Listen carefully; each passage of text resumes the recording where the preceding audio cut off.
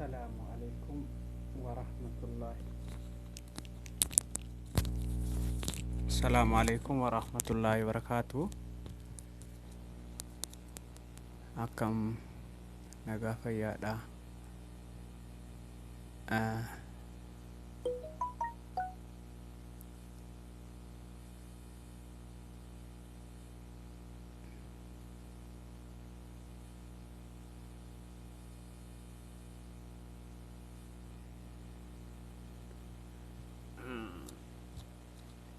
Waan isin agarsiisuuf fedha. Asirratti irra caalaatti Facebookni kennaa sharing qabu. Facebookni namoota tokko bakka sharing qabu. Bakka sharing yoon qabaanne messengerii faa qaba yookaan ammoo commentii fi laayikii qofa qaba. Laayikii kanaa fi commentii kana qofa qaba. Hubadhu. Kana irraa balleessuudhaaf yookaan irratti deeffachuudhaaf batanii isaa jallaa batanii isaa kanarratti Facebookichaa sirreeffachuu qabna jechuudha. Fakkeenya Facebook adeemnu. Facebookni akkana yoo ta'e Facebookni kenna akkana yoo ta'e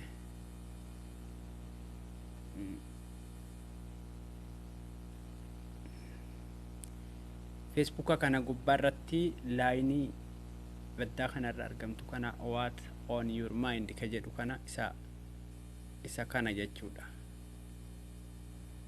Sigala isa kana cuqaasta. Barreessuuf yaada kee barreessuudhaaf garuu bakka akka lamatti hojjetama. Seetingii keessa illee seentee sirreeffattaa. Seetingii bakka seentu sararan kana dura sinin jenne sanii kunoo bakka kana seetingiin isaa ka seentu. Ammaaf mala gabaabaa daqiiqaa muraasa achi dhoyna. Waan iskiriinii kana gubbaa irratti argitan kana hundayyuu ija keessaniin kontirool gochuu dandeettan, beekuu dandeettan. Kana dura isinitti himee ture waggaa dheeraa si waliin haasawaa ture. Isa kana bakka public jedhu kana public irratti deeffachuu qabdan. Namoonni gariin friend irra jirtanii, ollii irra jirtanii, yoo friend irra jiraattan taate namni gajjallaa kanatti commentii sharing isiniif laatu. Amma achaa dhoofnu. Gabatee san keessa dhooftan jechuudha. Gabatee kana keessa yogguu dhooftan akkanatti isinii ba'a. Maal jedha? Waamee qabbaa. Keessan yoo your friend on Facebook warra hiriyoota keessan Facebook qofa irratti jiraate commentiin malee bakka sharing qabu. Sigale commentii malee bakka sharing qabu. Commentii qofa sii kenna malee waan ati hojjette waan anamma hojjedhe kana namoonni itti tolee hiriyoota isaaniitiidhaaf qooduudhaaf bakka sharing san barbaachisa jechuudha. Akka sharing san irratti deeffattan gama tokkoon 24 hours gaafata. Gama kanaan simpliidha. Irrum ooni marra deeffatte ala xulirra sii baa. Garuu ka kanaan dura ati hojjette si deebi'uu hin danda'u yoo ati dhayxee idiitii gooteen ala malee. Okay. Public irratti deebisee mee amma kana irratti deebisee jira. Friend irratti yoo deebisee irraa bada kinoolaan irraa badaa kun amma friendii qofa irratti na argatu ilaalaniitu madiisan malee sharing hin jiru. Commentii qofa kennanii irraa ba'u yookaan irraa utaalan. Eshi tole. Allakki kanan barbaadu akka amma addunyaa wajjin deemu abbaan fedhe yoo dhufee hiriyaa kiyyallee kan taane viidiyoo kiyyoo ergee share godhee ijoollee biraan haa ga'u ka jedhu public irratti deeffadha. Anyone or of Facebook abbaan fedheyyuu warri ofiillee jiru ka oonirrallee jiru public irra waan dabarsaa jirtu kana share godhaa jechuudha. tana qabadhaa gurratti jabeessaa. Amma irratti deebifannee miti. Amma yaada keenyatti deemna. Yaada keenya san barreessuuf haa ta'u fakkeenyaaf Firii Jawaar Muhammad yoo jenne fakkeenyatti jechuudha. Fakkeenyaaf Firii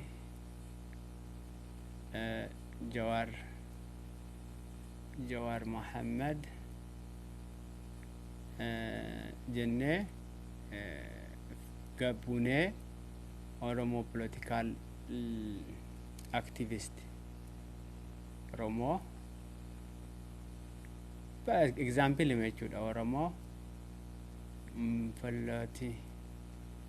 political activist by the way baqa simple agoonu sinuma agarsiisuudhaaf jedheeti anuyyuu. Okay, dubatti adeebinu.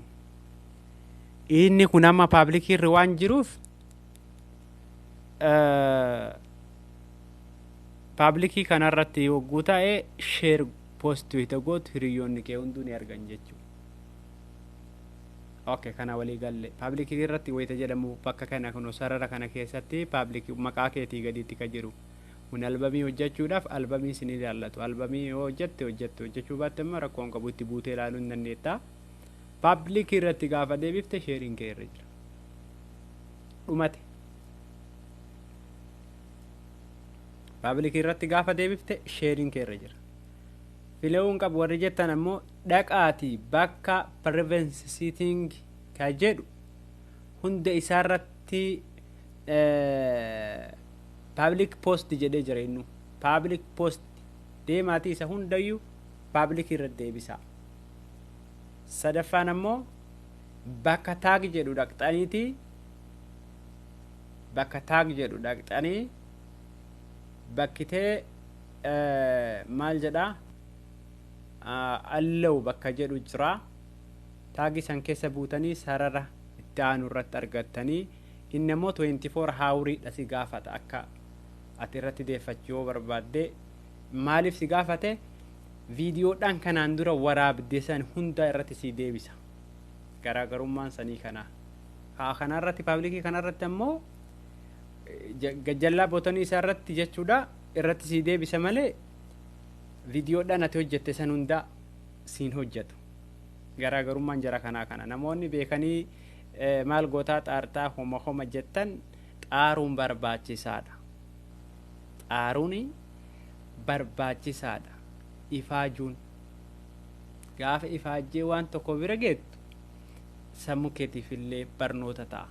Akkaataa Facebook itti fayyadaman hundi kennaa garagara waan beeknuufi kanaaf kan amma haquudhaaf amma kuno bakkuma delete jedhu discard post kan jedhu yookaan save goota yookaan nayita ani waan naan taaneef iyyuu hin akka continue jedhu isinii galaami shabakaadhaan ala isinitti agarsiisaa jira waan ta'eef YouTube kennaa asumarraan akka subscribe gootan. Okay, kanaan asumarratti yoo goolamne akkaataa liivii itti waraabdan gosa lamatu jira. Asumarratti bakka liiv jedhuu fi footoo jedhu kana dhayxanii yoo cuqaastan kuno bakka kana tokko ruumii kana akkam godhuu barbaachisaa dhare ani bakka liivii kana cuqaasa achirratti dhaabadhe amma kun argite viidiyoon kiyya dhaabbate garanaan dhaabbate socho'uu hin danda'u. Ammallee kuno bakka public jedhu kana baddaa kiyya kana gubbaarratti argita public isa kana public kana fi postii kana nuqxaa kana gaafa gadhooyte hedduu siiba guruupii irratti warra guruupii public irratti jiru irratti siiba haadhoof nume bakka san ilaalaal argite yoo ati ammoo da kanarra jiraatte jechuudha. Isa kanarra yoo jiraatte isa kanarra yoo jiraatte namni sin argu hiriyoota kee malee hiriyoota ati waliin qabdu malee namni sin argu. Okay, ati maraafu kanarra goota yoo ammoo bakka moorii kana tuyxe garee adda addaa irratti siif faca'a. Namnillee baay'inaan si laala. Namni hunduu baay'inaan si laala. Okay. Karaa kanaanillee akkasan jenneetiin inni isinitti himnaa. Okay. Akkana maaliif amma kan kanaammoo kun yookaan sinuun beeytanii tuyxanii itti fuftan. Ka audio deebisullee jira sanitti rakkoon qabu kun nun ilaallatu. Gamanumatti wanna isin agarsiisnu kana hundayyuu hojiirra oolchitan jenne yaanna. Isinii galee ekaa hojiirra oolchaa sirriitti hojiirra oolchaa. Maashi.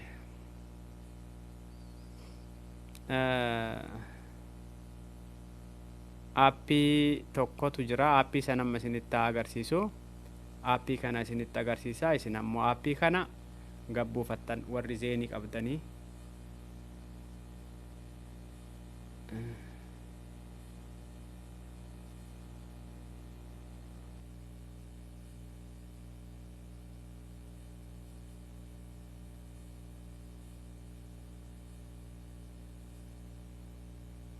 Okay.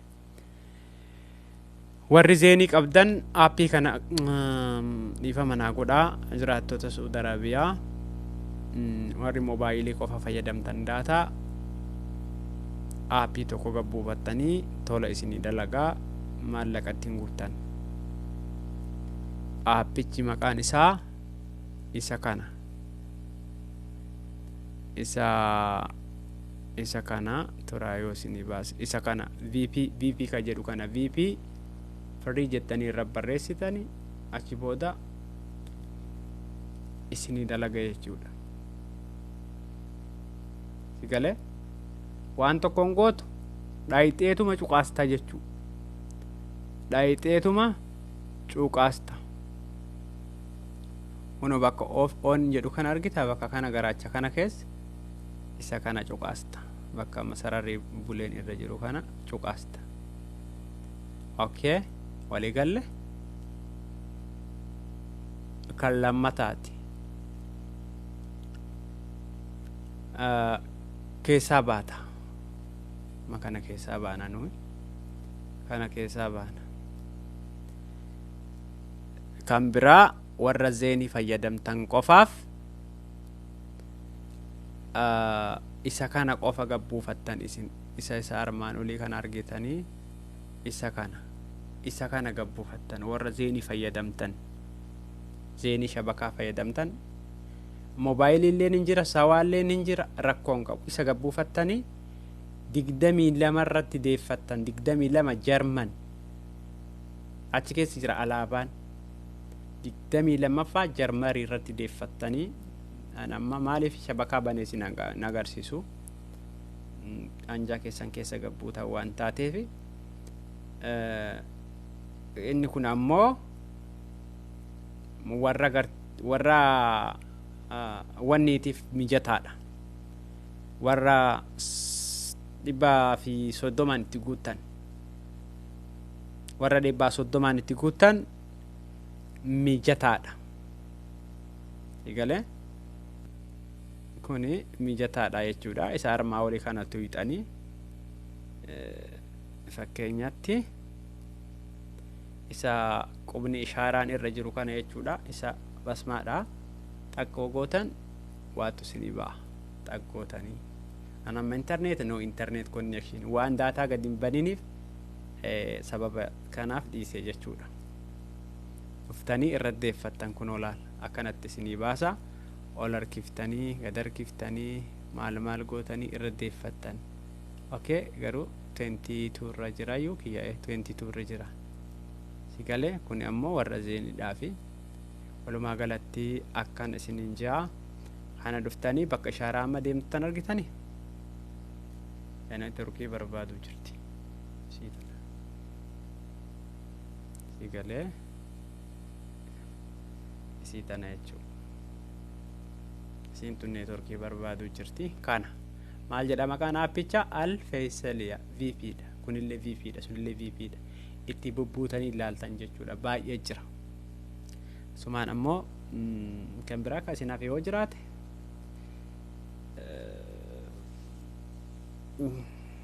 kan biraa isinitti himnaa rakkinni hin jiru. Sawaalleen as keessa hin jira. 130 san jechuu kan 130ti kun. Kan 130ti. Waa abbiiti isinitti immoo jira kana. Isa irraa balleessinaa. Inni biraa waa'ee kiimaastariiti.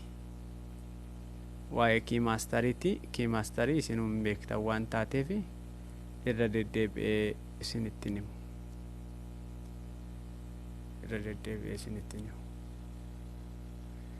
Kan biraa kan isinitti himu kaameeraa kana.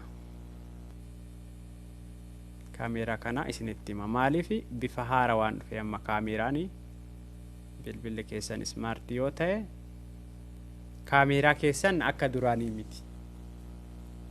Bilbila koo kanarratti kaameeraan kiyya amma ofii isaatii na kaasuu danda'a. Tokkoffaa jalqaba anummaan sirreeffachuudha. Aan sirreeffadhe yoo ta'e ofii isaatii na kaasa. Akkamitti? Harka koo qofa laadhaaf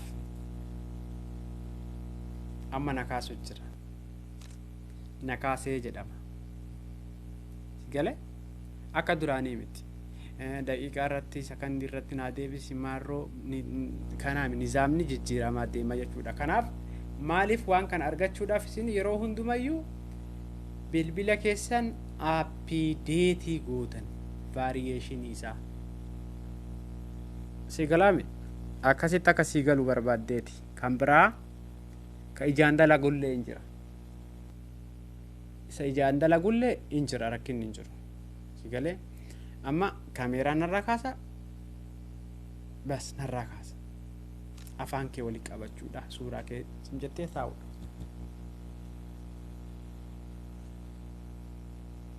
Baay'ee kaasee ilaalama. Argitee amma kun suuraan kiyya isa kana.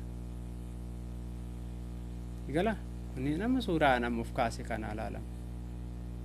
Sigale? Amma waraabaaf kaasee argitee mi? Teknooloojiin guddatee jira. Argitee? Akkanatti bareeda. Dabalataan gaafii yoo qabaattan wal arginaa yeroo biraa. I will finish. Kanayyuu naan fe'u YouTube'n kiyya. YouTube'n keenya beekamaan Abdii Aliidha. YouTube subscribe godhi. Egalee YouTube subscribe godhi. Kan biraa jiraattota Saudi Arabiyaatiif inni kun baay'ee isin dhiba. Isa kana amma walumaa galatti akka duraanii miti. Warra abshirii qaban warra abshirii qabaniif kaaraban fi warra qaamaa qaban akkasumaan maal jedha imeelii keessanii fi googlii keessanii wajjin wal qabatu dhaytanii watti guuttan imeelii wajjin isinii dhufa achi boodan argattan. Amma immoo sirraa heeyyu walumaa galatti sirraa jira. Barakallahu fiikum.